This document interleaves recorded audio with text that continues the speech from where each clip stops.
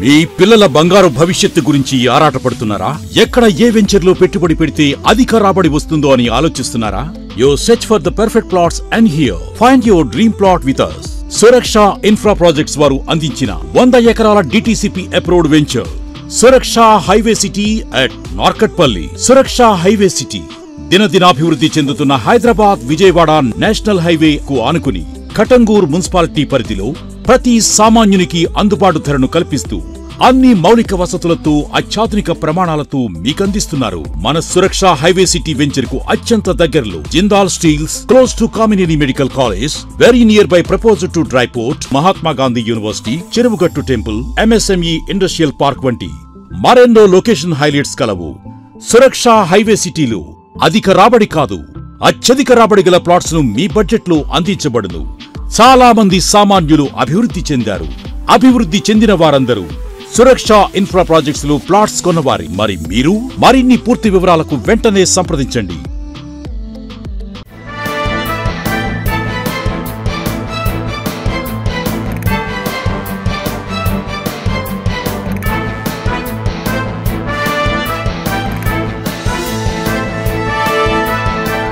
నమస్తే, welcome to V3 news. లక్ష్యం సమాజహితం. ముందుగా వార్తల్లోని ముఖ్యాంశాలు. అదానీ అంబానీలకు దోచిపెడుతున్న కేంద్రం, దుయ్యబట్టిన సిపిఐ జాతీయ ప్రధాన కార్యదర్శి డి రాజా.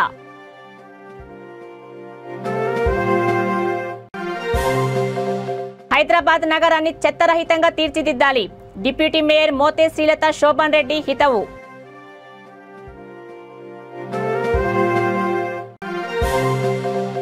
వీఆర్ఏల ఆత్మహత్యలకు ప్రభుత్వమే బాధ్యత వహించాలి, వీఆర్ఏ జేఏసీ వికారాబాద్ జిల్లా చైర్మన్ సత్యనారాయణ.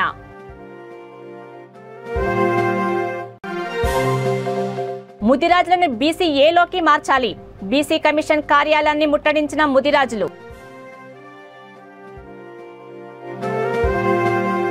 ఇక డీటెయిల్స్ చూస్తే, ప్రధానమంత్రి నరేంద్ర మోడీ కార్పొరేట్ సంస్థలకు, అదానీ అంబానీలకు ప్రజల నుండి పన్నుల రూపంలో లూటీ చేసిన మొత్తాన్ని దోచిపెడుతున్నారని విమర్శించారు. శంషాబాద్ మల్లికా కన్వెన్షన్లో 3 రోజుల పాటు జరగనున్న తెలంగాణ రాష్ట్ర సిపిఐ 3వ మహాసభలలో ఆయన మాట్లాడారు. నిత్యం ధరల పెంపుతో మోడీ ప్రభుత్వం సామాన్యులపై నడ్డిపైన కబడ్డీ ఆడుతోందని ధ్వజమెత్తారు. స్వాతంత్ర్యం వచ్చిన తర్వాత ఇలాంటి ప్రభుత్వాన్ని చూడలేదని ఆయన వ్యాఖ్యానించారు. జీఎస్టీ, పెట్రోల్, డీజిల్ ధరలు, ఎక్సైజ్, కస్టమ్ సుంకం, విదేశీ అప్పులపైనే ప్రభుత్వం నడుస్తోందని ఆరోపించారు. తెలంగాణలో అధికారంలోకి రావాలనే మోడీ స్వప్నాన్ని నెరవేరవద్దని, 2024 ఎన్నికల్లోని మోడీ ప్రభుత్వాన్ని సాగనంపాలని పిలుపునిచ్చారు.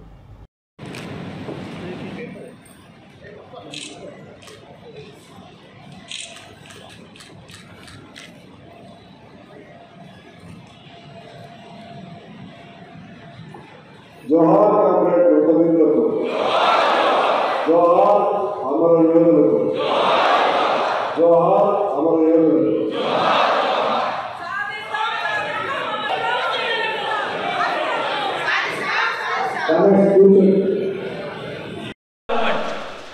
It is BJP government, it is Modi government. What do they speak? They don't speak for the people. They speak for the corporate houses, big business houses. You all know Adani has become the 3rd richest person in the world. In the world as a whole, 1, 2, 3. Third place is Adani's place. Who is Adani? He is India's big businessman. He owns corporate houses. And he is close friend of Modi, and he is emerging as the super rich. At the same time, people are living in poverty, people are living in devastation, young people have no future. Unemployment has become a huge problem because of the disastrous policies pursued by Modi government. We should understand. And Modi government is controlled, directed by RSS. RSS is a communal fascist organization, very divisive, sectarian, fascist organization. RSS wants to subvert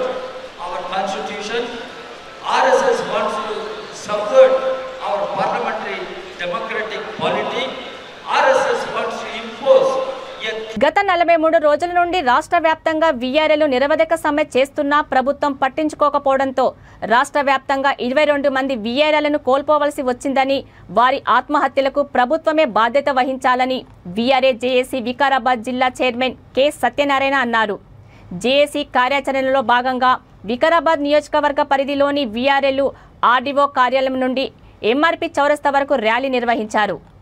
మరణించిన వీఆర్ఏలకు సంఘీభావంగా నల్ల బ్యాడ్జీలతో సంఘీభావం తెలిపారు. అనంతరం MLA camp కార్యాలయం వద్దకు వెళ్లి ధర్నా నిర్వహించారు.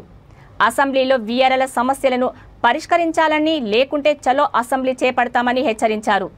ఈ కార్యక్రమంలో వీఆర్ఏ జేఏసీ జిల్లా జనరల్ సెక్రటరీ చంద్రయ్య తదితరులు పాల్గొన్నారు.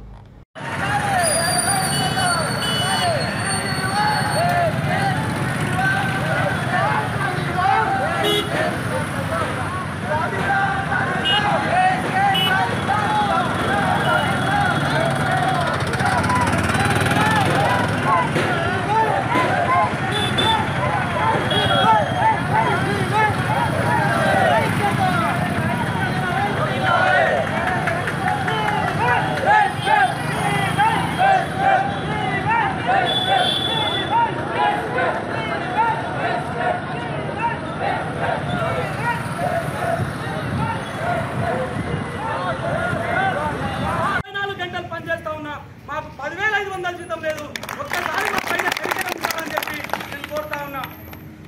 రాష్ట్రంలో ఏ ఎమ్మెల్యే గారి దగ్గరికి పోయినా, ఏ మినిస్టర్ దగ్గరికి పోయినా మీ పని అయిపోయింది, ఆల్రెడీ ముఖ్యమంత్రి గారు ఫైల్ దగ్గర ఉన్నది, ఈ వారం రోజుల్లో చేస్తారని మాట ఇస్తా ఉన్నారు. మరి ఎందుకు కాలయాపన చేస్తా ఉన్నారని నేను అడుగుతా ఉన్నా.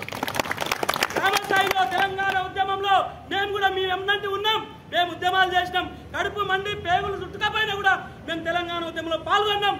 మీ ప్రభుత్వానికి ఓట్లు వేసినాం, మిమ్మల్ని గెలిపించుకున్నాం, మీకు అన్ని రకాలుగా సేవలు చేసినాం. ఇక ముందు కూడా మేము ప్రభుత్వంలో ఉంటాం, గ్రామంలో ఉంటాం. మీకు సేవలు అందాలంటే, మీకు మేము అనుకూలంగా ఉండాలంటే మాకు మా కడుపులు చూడాలి, మా బ్రతుకులు చూడాలి, మా పేద బ్రతుకులను ఆలోచించాలని చెప్పి చెప్తా ఉన్నా. మిత్రులారా, గ్రామ స్థాయిలో మనందరం కేవలం వీఆర్ఏలమే కాదు, బిఎల్ఓలుగా ఉన్నాం, బూత్ లెవెల్ ఆఫీసర్లుగా ఉన్నాం. ఓటర్ లిస్ట్ లో పేరు ఎక్కించాలన్నా, ఓటర్ లిస్ట్ లో పేరు తీసేయాలన్నా, ఒక వ్యక్తిని ఓటర్ను పోలింగ్ బూత్ కు తీసుకురావాలన్నా, ఓటర్ల చిట్టీలు పంచాలన్నా మనమే చేస్తాం. అది ప్రభుత్వం గుర్తుంచుకోవాలి. మా పాత్ర ఎంత ఉంటుంది ఊర్లో, ఎంత మీకు బాగుంటుందని చెప్పి ఒక్కసారి మీరు ఆలోచన చేసి మాకు చేస్తే మీకు ఎక్కడ నష్టం జరగదు. తావు బతుకుల మధ్య కొట్టుమిట్టాడుతున్న ముదిరాజుల సమస్యలు పరిష్కరించాలని ముదిరాజ్ సంక్షేమ సమితి హైదరాబాద్లో ఆందోళనకు దిగింది. ముదిరాజులను బీసీ డి నుండి బీసీ ఏలోకి వెంటనే మార్చాలని, ప్రత్యేక కార్పొరేషన్ ఏర్పాటు చేయాలని డిమాండ్ చేశారు. చెరువులపై పూర్తి హక్కులు ఇవ్వాలని డిమాండ్ చేస్తూ ఖైరతాబాద్లోని బీసీ కమిషన్ కార్యాలయాన్ని ముట్టడించారు. తమకు స్పష్టమైన హామీ ఇవ్వాలని కార్యాలయం ఎదుట బైఠాయించి రాష్ట్ర ప్రభుత్వానికి వ్యతిరేకంగా నినాదాలు చేశారు.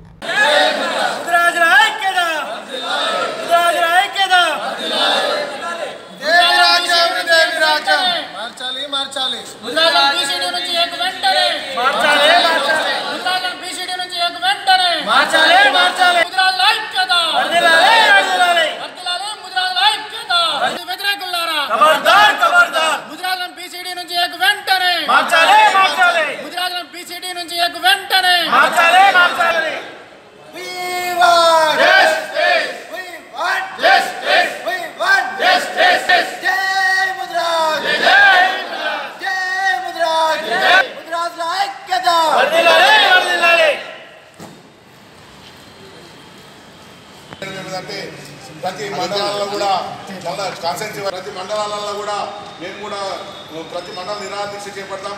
తహసీల్దార్ ఆఫీసులు కూడా ముట్టడి చేద్దాం సార్. బీసీఏ నుంచి బీసీడీ ఉద్యోగం చేద్దామని తెలియజేస్తున్నాం సార్. మీరు ఇక్కడికి విచ్చేసినందుకు అందరికీ కూడా తెలియజేస్తున్నాను. ఇక్కడ విచ్చేసిన మనం అందరం కూడా మన మండలాల్లో కానీ కాన్స్టిట్యూన్సీ వైజ్ బీసీఏకి మారుస్తామని చెప్పారు. కాంగ్రెస్ ప్రభుత్వం బీసీడీ నుంచి బీసీఏకి మార్చింది. కానీ మరి ఎందుకు స్పందించడంలో మాకు అర్థం కావట్లేదు. అది మాత్రమే కాదు, ఈరోజు 52 లక్షల జనాభా కలిగిన ముదిరాజులకి రాజ్యాంగబద్ధంగా రావాల్సిన ఏదైతే రాజకీయ సీట్లు ఉన్నాయో 20 నుంచి 20 ఎమ్మెల్యేలు అవి ఖచ్చితంగా రాష్ట్ర ప్రభుత్వం కల్పించాలి. రాబోయే ఎన్నికల్లో ముదిరాజులకు ప్రత్యేకమైన కార్పొరేషన్లు ఏర్పాటు చేసి ముదిరాజుల అభివృద్ధికి దోహదపడే ప్రయత్నం చేయాలి.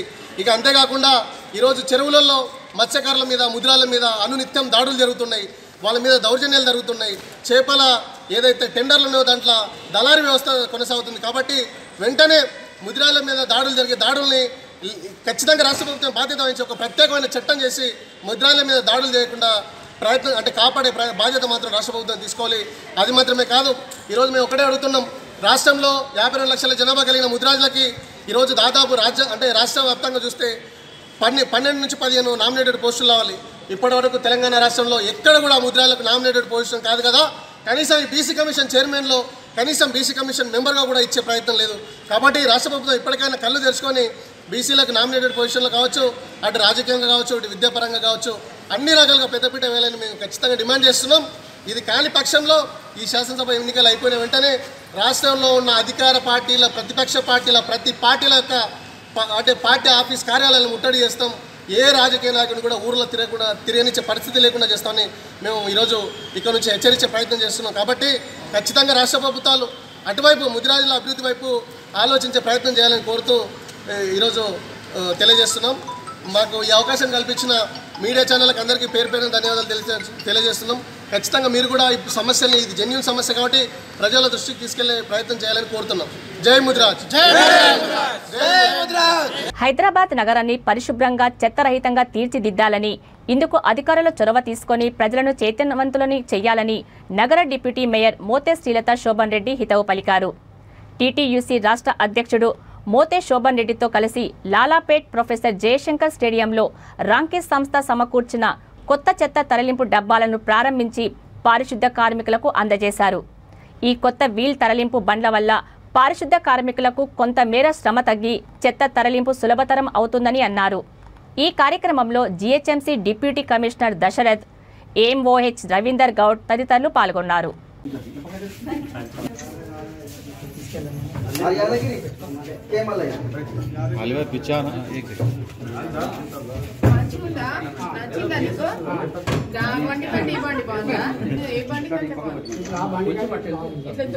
దోసేదానికంటే ఇది బాగుంది కదా, అది బరువు ఉంటది కదా, ఇది ఫ్రీ ఉంటది, లైట్ ఇది పల్లిపోయినా ఇంకోటి ఇస్తారు.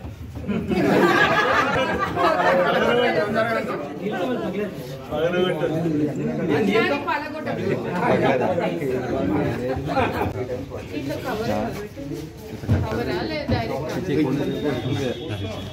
దీనికి బ్లాక్ కవర్ పెడతారా లేదా అవుతుంటారు కదా, ఇది అవుతున్నప్పుడు ఒక్కొక్క వర్కర్ తీసుకుని లేస్తుంటారు. సో రోడ్ మీద కూర్చొని కుక్క ఉంటారు కదా, అదంతా ఏడుస్తారు. తీసుకుపోయిన తర్వాత బ్లాక్ కవర్ ఏంటంటే ఇట్లా వాటి గురిపోతే అది చిరిగిపోతుంది.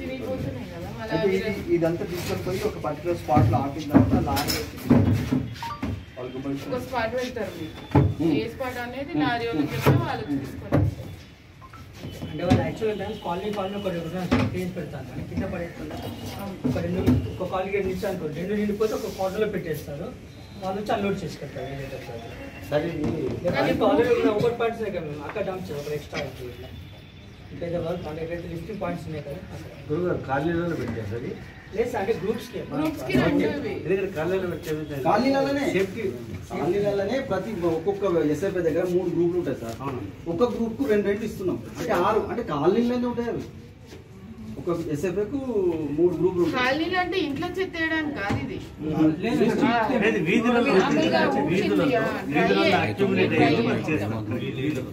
అది ఆటోలు చేసి పని అది చాలా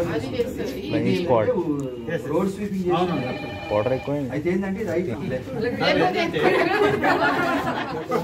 రాజేంద్ర నగర్ నియోజకవర్గంలోని 5 డివిజన్లకు చెందిన 1593 మంది లబ్ధిదారులకు ఎమ్మెల్యే ప్రకాష్ గౌడ్ నూతన ఆసరా పెన్షన్ కార్డులను రాజేంద్ర నగర్ సర్కిల్ జీహెచ్ఎంసీ కార్యాలయంలో పంపిణీ చేశారు.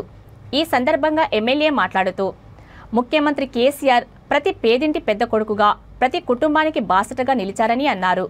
పేదవారికి కష్టం రాకూడదని డిజిటల్ కార్డుల పంపిణీకి సీఎం కృషి చేశారని తెలిపారు. ఈ కార్యక్రమంలో సర్కిల్ డిప్యూటీ కమిషనర్ జగన్, కార్పొరేటర్లు అర్చన జయప్రకాష్, సంగీత గౌరీశంకర్ తదితరులు పాల్గొన్నారు.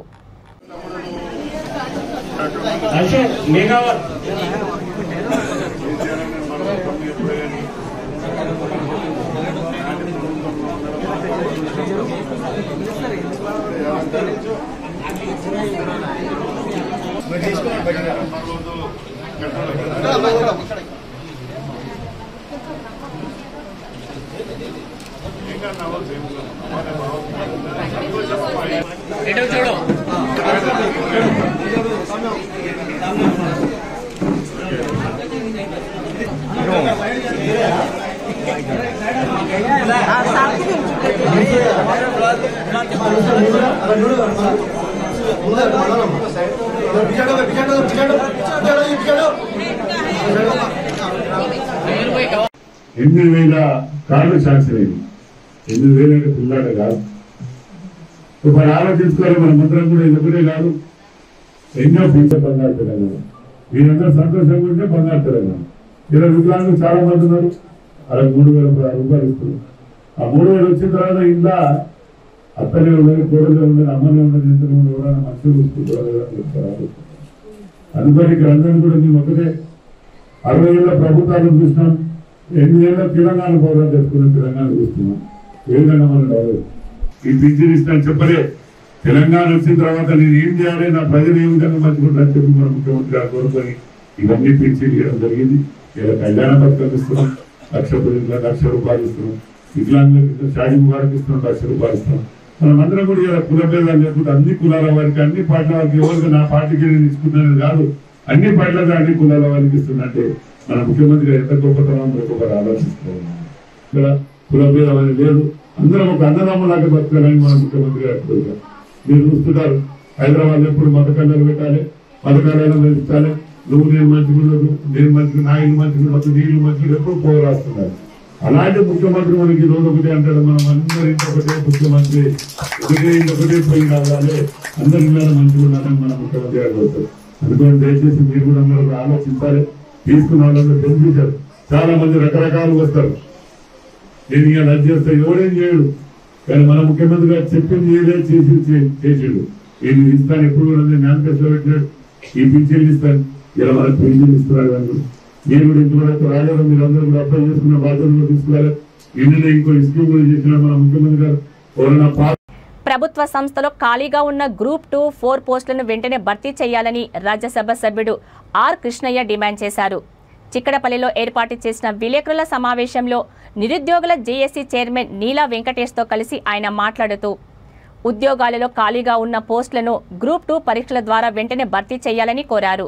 చీఫ్ సెక్రటరీ సోమేష్ కుమార్ నేతృత్వంలో పునఃపరిశీలించి నోటిఫికేషన్లు జారీ చేయాలని, లేకుంటే పెద్ద ఎత్తున ఆందోళన చేపడతామని హెచ్చరించారు. రాష్ట్రాన్ని సాధించే వరకు సుమారు 20 సంవత్సరాలు తీసుకోకుండా రోజు ఉద్యమాలను తిరిగినటువంటి కుటుంబం కోసం లేదా కుటుంబానికి పరిమితమై బతకడం సరైనది కాదని చెప్పి ఉద్యోగానికి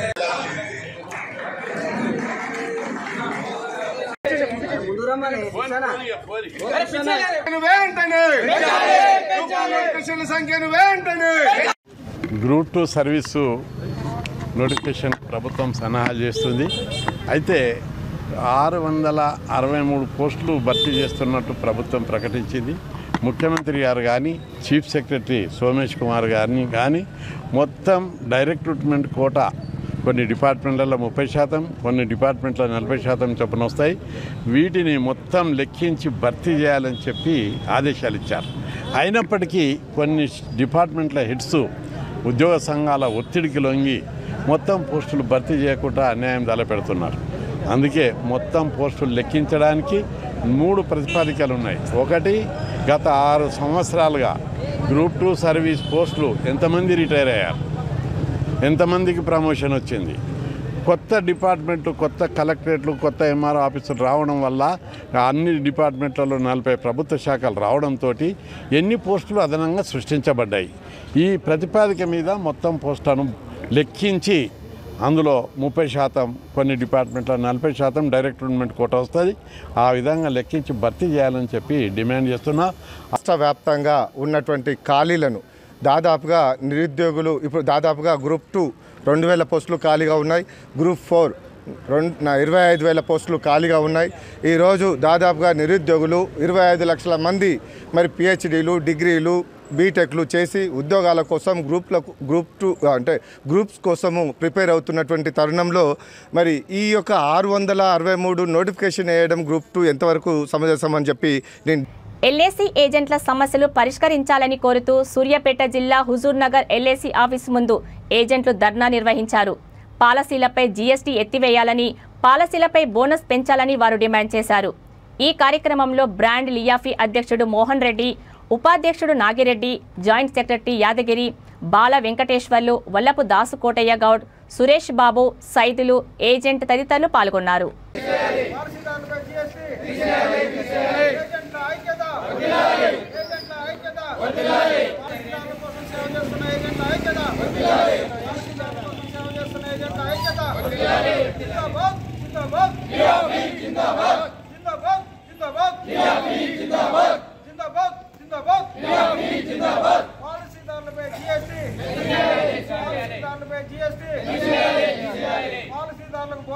వీటి మీద కూడా మేము పోరాటం చేస్తున్నాం.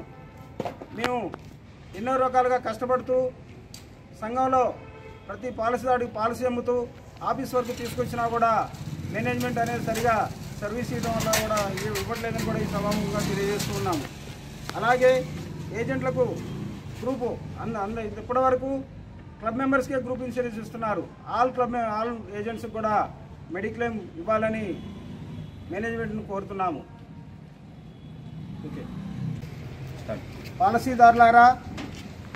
పాలసీదారులపై జిఎస్టీ అనేది కొత్తగా ఈ మధ్యకాలంలోనే వేయడం జరిగింది.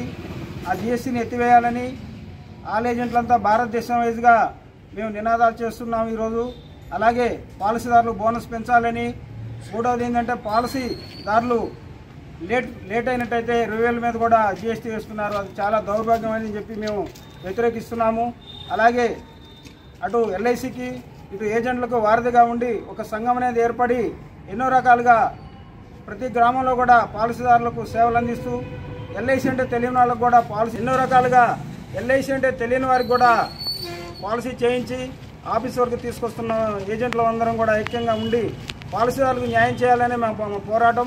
ఈ పోరాటంలో అందరూ భాగస్వాములయ్యి పాలసీదారులకు న్యాయం జరిగే విధంగా చూస్తారని అందరినీ పాలసీదారులని ఏజెంట్లను కోరుకుంటున్నాము. మేనేజ్మెంట్ యొక్క మొండి వైఖరికి నిరసనగా ఆల్ ఇండియా లెవెల్లో ఈరోజు మేము ఈ ధర్నా కార్యక్రమం చేపట్టడం జరిగింది. ఆంధ్రప్రదేశ్ రాష్ట్ర కాపు సంక్షేమం అభివృద్ధి డైరెక్టర్గా చిమాటా బాలాజీ ప్రమాణ స్వీకారం చేశారు. కార్పొరేషన్ చైర్మన్ ఆడప శేషు తదితరులు ఈ కార్యక్రమంలో పాల్గొన్నారు. అనంతరం ఆయన ముఖ్యమంత్రి జగన్మోహన్ రెడ్డి, రాజ్యసభ సభ్యుడు మోపిదేవి వెంకటరమణకు కృతజ్ఞతలు తెలిపారు. ఆంధ్రప్రదేశ్ రాష్ట్ర కాపు సంక్షేమ మరియు అభివృద్ధి సంస్థ డైరెక్టర్గా నిజమైన విశ్వాసం, విధేయత చూపుతానని, కాపు సంక్షేమ మరియు అభివృద్ధి సంస్థ విధి విధానాలను నా కర్తవ్యాలను శ్రద్ధతో అంతఃకరణ శుద్ధితో నిర్వహిస్తానని, భయం కానీ పక్షపాతం కానీ రాగద్వేషాలు కానీ లేకుండా కాపు సంక్షేమ మరియు అభివృద్ధి సంస్థ యొక్క మార్గదర్శకాల ప్రకారం ప్రభుత్వ విధి విధానాలు అమలు చేస్తానని నా దైవం మోపిదేవి వెంకటరమణారావు గారి సాక్షిగా ప్రమాణం చేస్తున్నాను. Thank you వనండాల్. గుంటూరు జిల్లా తుళ్లూరు మండలం ఉద్దండ్రాయనిపాలెంలో ఎంపీ నందిగాం సురేష్ ఇంటి సమీపంలోని సీడ్ యాక్సెస్ రహదారిలో అమరావతి మహిళలు అన్నీ తామే నడుం బిగించి ఇసుక, కంకర, సిమెంట్ కలిపి గోతులను పూడ్చారు.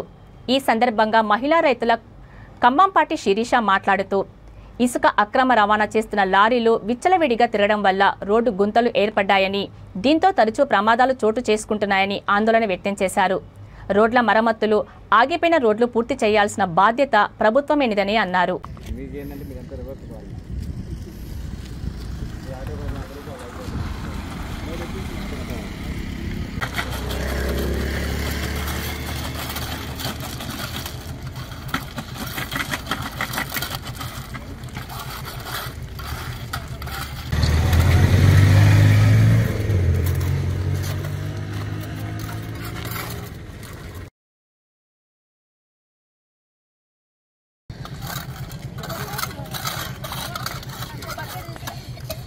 ఆంధ్రప్రదేశ్ ఈరోజు నేను నుంచున్నటువంటి ఈ ప్రదేశం సీడీ యాక్సెస్ రోడ్లో ఉన్నటువంటి అమరావతి గ్రామాల్లో ఉద్దండ్రాయనిపాలెం గ్రామానికి చెందిన సీడీ యాక్సెస్ రోడ్లో ఉన్నది. ఈ ప్రాంతంలో పడినటువంటి గుంటలకు ముఖ్య కారణం అక్రమ రవాణా చేస్తున్నటువంటి ఇసుక లారీల వలన వెచ్చలవిడిగా తిరుగుతున్నటువంటి ఇసుక లారీల వల్ల ఈ గుంటలు పడినాయి. కానీ ఈ గుంటలు పోడ్చాల్సిన బాధ్యత ప్రభుత్వానిది. ఏ రోజు కూడా ఈ ప్రభుత్వం ఈ రోడ్లు గుంటలు పోడ్చడం కానీ కనీసం మరమ్మతులు ఏ విధమైనటువంటి రోడ్లు ఆగిపోయి ఉన్న రోడ్లను కంప్లీట్ చేయడం కానీ ఏమీ చేయకుండా ఇలా నిర్లక్ష్యానికి వదిలేస్తే మా ప్రజలు ఈ ఏరియాలో తిరగాలి, బయట వాళ్ళు కావచ్చు, ఇక్కడ ఉన్న వాళ్ళ కావచ్చు, అనేక ఇబ్బందులకు గురవుతున్నారు. యాక్సిడెంట్స్ అవుతున్నాయి, వెహికల్స్ దెబ్బతింటున్నాయి. ఎక్కడికి ముక్కు మొహం తెలియని వాళ్ళు ఈ ప్రాంతానికి వచ్చి లైట్లు లేక ఒక్క బార్లా పడిపోయి దెబ్బలు తిన్నటువంటి పరిస్థితి ఇక్కడ కనపడుతుంది. అయినా కూడా ఈ రాష్ట్ర ముఖ్యమంత్రి ఇది పట్టించుకొని పనులు చేస్తాడన్న నమ్మకం మేము కోల్పోయాం. మాకు మేముగా స్వయంగా ఆ రోజు భూములు ఇచ్చిన రోజు ఏ బాధ్యత అయితే కట్టుబడి ఉన్నామో రాష్ట్రం కోసం, ఈ రోజు కూడా అదే బాధ్యతతో మేము గుంటలు పూడ్చుతున్నాం. ప్రభుత్వానికి చేతకాకపోతే తెనాలి వైసీపీ ఎమ్మెల్యే శివకుమార్ అన్నా క్యాంటీన్ విషయంలో తన గ్రాఫ్ ను కాపాడుకోవడానికి స్వయాన ఆయనే మహిళలపై దిగజారుడు వ్యాఖ్యలను పూనుకోవడం తెనాలి చరిత్రకే మాయని మచ్చ అని తెలుగు మహిళలు మండిపడ్డారు. ఎమ్మెల్యే తెలుగు మహిళలపై చేసిన వ్యాఖ్యలను ఖండిస్తూ టీడీపీ కార్యాలయంలో విలేకరుల సమావేశంను నిర్వహించారు. దైవ ఉత్సవాల్లో పాల్గొన్న వీడియోలను కూడా రాజకీయానికి వాడుకుంటూ విష ప్రచారాన్ని చేయడాన్ని మానుకోవాలని నియోజకవర్గ తెలుగు మహిళా అధ్యక్షురాలు పరుచూరి రమ్మ హెచ్చరించారు. వైసీపీ ఎమ్మెల్యే క్షమాపణలు చెప్పాలని anganwadi committee social media coordinator Bolli లేని జ్యోతి డిమాండ్ చేశారు.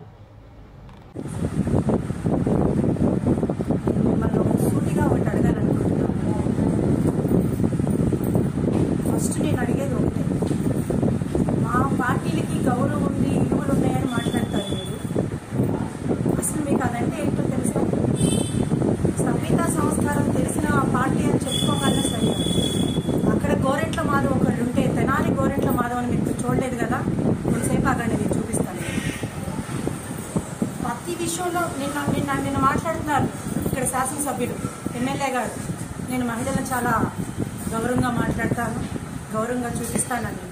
నేను ఒకటే అడుగుతున్నాను ఎమ్మెల్యే గారిని, మీ పార్టీలో ఎవరైనా అలా చిన్న వాళ్ళు చేస్తే మీరు ఇట్లా ఆడవాళ్ళని మహిళల్ని ఇలా మాట్లాడకూడదు అని చెప్పాల్సిన శాసనసభ్యులు అయ్యుండి మీరే ఒక మహిళని అంత అసభ్యకరంగా వెధవలు సన్నాసులని ఏ వెధవ వీడియో తీసుకొస్తే ఏ వెధవ షూట్ చేసుకొని వస్తే మీరు చేశారు. మరి వెధవలు తీసుకొస్తే ఒక శాసనసభ్యుడిగా ఉండి ఇది దేవుడి కార్యక్రమం, పక్కన వాళ్ళ తండ్రి గారు ఉన్నారు, వాళ్ళ బాబు ఉన్నాడు, ఇది కుటుంబ సమేతంగా వాళ్ళు చేసుకుంటున్న వీడియో అని చెప్పాల్సిన మనిషివి నువ్వు వీడియో ప్లే చేసి రిమోట్ పట్టుకొని నువ్వే ప్లే చేసి చూపిస్తావా? ఏంటయ్యా నువ్వు చేసే పని? ఎంతమంది ఉన్నారు, ఎంతో మంది పదవుల్లో ఉన్నారు, ఎంతో మంది ప్రతిపక్షంలో ఉన్నారు. కానీ మీలాగా నీచంగా దిగజారిపోయి ఆడవాళ్ల గురించి, ఆడవాళ్ళు దేవుళ్ళ దగ్గర ఉన్న విషయాన్ని కూడా ఇంత పబ్లిసిటీ చేసి, ఇంత పబ్లిసిటీ పెంచి ఎవ్వరూ చూపించరు. నాకు తెలిసి ఇంతకన్నా మీరు దిగజారుతారని మేము అనుకోవట్లేదు. ఇంకో మాట ఏం మాట్లాడుతున్నాం, అన్నా క్యాంటీన్ జనాలు ఉన్న దగ్గరే పెట్టుకోవాలి, అక్కడ పెట్టుకోవాలా, మేము పెట్టుకుంటాం. అసలు మీరు కాదుగా అన్నా క్యాంటీన్ పెట్టింది, మరి మీరు ఎందుకు మాట్లాడుతున్నారు?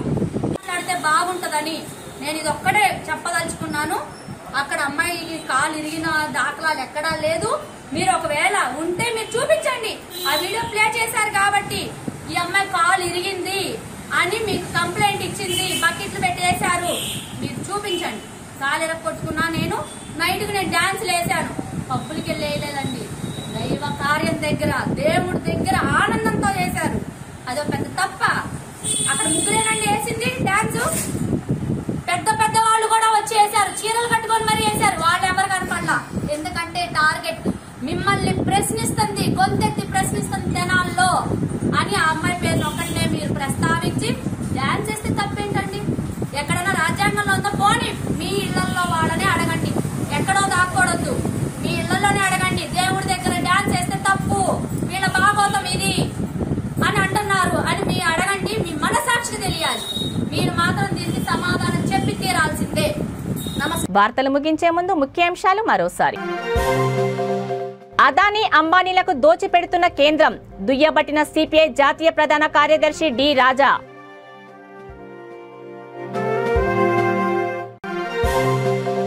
హైదరాబాద్ నగరాన్ని చెత్తరహితంగా తీర్చిదిద్దాలి, డిప్యూటీ మేయర్ మోతే శ్రీలత శోభన్ రెడ్డి హితవు.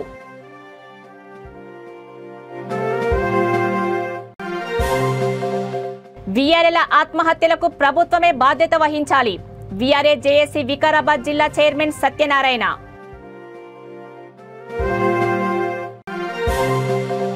ముదిరాజులను బీసీఏలోకి మార్చాలి, బీసీ కమిషన్ కార్యాలయాన్ని ముట్టడించిన ముదిరాజులు.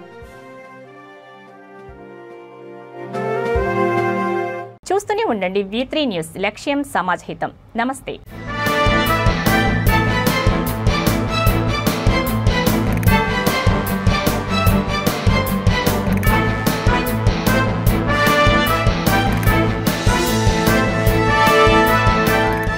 మీ పిల్లల బంగారు భవిష్యత్తు గురించి ఆరాటపడుతున్నారా?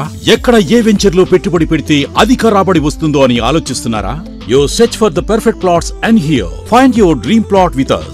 సురక్ష ఇన్ఫ్రా ప్రాజెక్ట్స్ వారు అందించిన 100 ఎకరాల DTCP approved venture Suraksha highway city at Narketpally. Suraksha highway city దినదినాభివృద్ధి చెందుతున్న హైదరాబాద్ విజయవాడ నేషనల్ హైవే కు ఆనుకుని కటంగూర్ మున్సిపాలిటీ పరిధిలో ప్రతి సామాన్యునికి అందుబాటు ధరను కల్పిస్తూ అన్ని మౌలిక వసతులతో అత్యాధునిక ప్రమాణాలతో మీకందిస్తున్నారు. మన సురక్ష హైవే సిటీ వెంచర్ కు అత్యంత దగ్గరలో Jindal steels, close to Kamineni medical college, very near by proposal to dry port, Mahatma Gandhi university, Cheruvugattu temple, MSME industrial park వంటి మరెన్నో లొకేషన్ హైలైట్స్ కలవు. సురక్ష హైవే సిటీలో అధిక రాబడి కాదు, అత్యధిక రాబడి గల ప్లాట్స్ ను మీ బడ్జెట్ లో అందించబడును. చాలా మంది సామాన్యులు అభివృద్ధి చెందారు. అభివృద్ధి చెందిన వారందరూ సురక్ష ఇన్ఫ్రా ప్రాజెక్ట్స్ లో ప్లాట్స్ కొన్నవారి. మరి మీరు మరిన్ని పూర్తి వివరాలకు వెంటనే సంప్రదించండి.